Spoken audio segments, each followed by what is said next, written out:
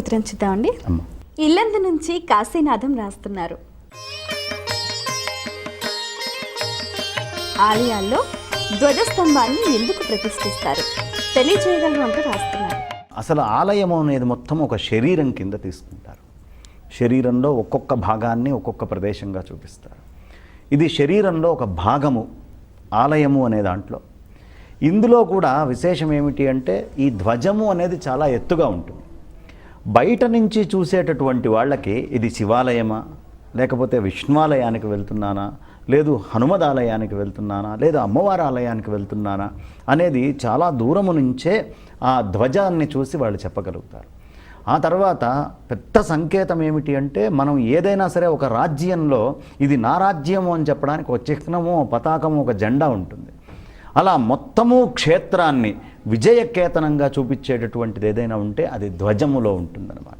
అందుకనే మనకి ఈ బ్రహ్మోత్సవాలు కానీ ఇవి జరిగినప్పుడు ధ్వజారోహణము అనేటటువంటిది చేస్తారు. ఈ ధ్వజాన్ని పైకి తీసుకొని వెళ్ళి అక్కడ వేస్తారన్నమాట. ఈ ధ్వజారోహణము అనేటటువంటిది అంత ప్రధానమైనటువంటిది.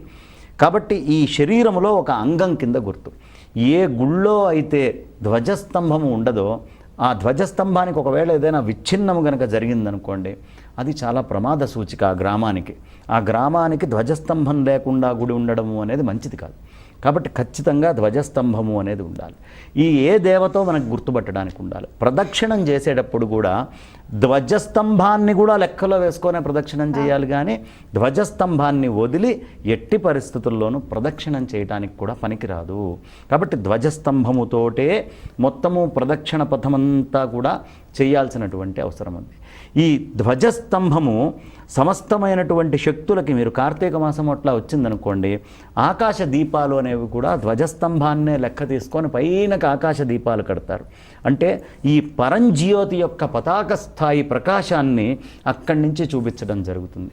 లేదు పొరపాటున ఎవరైనా గుళ్ళోకి రాలేరు, మేము ఇప్పుడు గుళ్ళోకి వెళ్ళలేకపోతున్నామే అనేటటువంటి వాళ్ళు, అతి వేగంగా వేరే చోటికి వెళ్ళాల్సినటువంటి వాళ్ళు ధ్వజాన్ని ఒక్కసారి చూసి ఆ ధ్వజానికి కనుక నమస్కారం చేసుకుంటే గుళ్ళోకి వెళ్తే ఏ ఫలితం వస్తుందో ఆ ఫలితమే ధ్వజస్తంభాన్ని దర్శించుకొని నమస్కారం చేసినటువంటి వాడికి కూడా వస్తుంది. కాబట్టి ధ్వజస్తంభము అనేటటువంటిది చాలా విశేషమైనటువంటిది. ఇన్ని రకాలైనటువంటి సంకేతాలకి గుర్తు, శరీరములో ఒక అంగము లాంటిది. కాబట్టి ఎట్టి పరిస్థితుల్లో ధ్వజస్తంభము అనేటటువంటిది గుళ్ళో ప్రతిష్ఠ చేయాలి.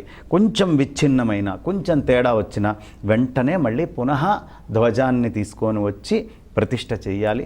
ఆ ధ్వజం కూడా ఒకటే అయినటువంటి చెక్కో లేకపోతే రాయో అలాంటిది పెట్టడం అనేది చాలా విశేషము.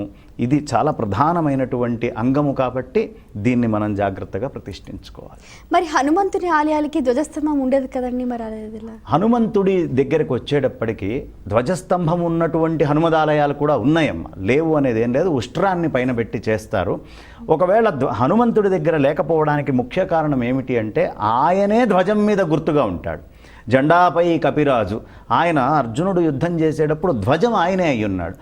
ఆయనే ధ్వజం కాబట్టి ఆయనకి ఇంకొక ధ్వజం ఉండాల్సిన అవసరం ప్రత్యేకంగా లేదు. అందుకని ఆయనకి ధ్వజస్తంభము అనేటటువంటి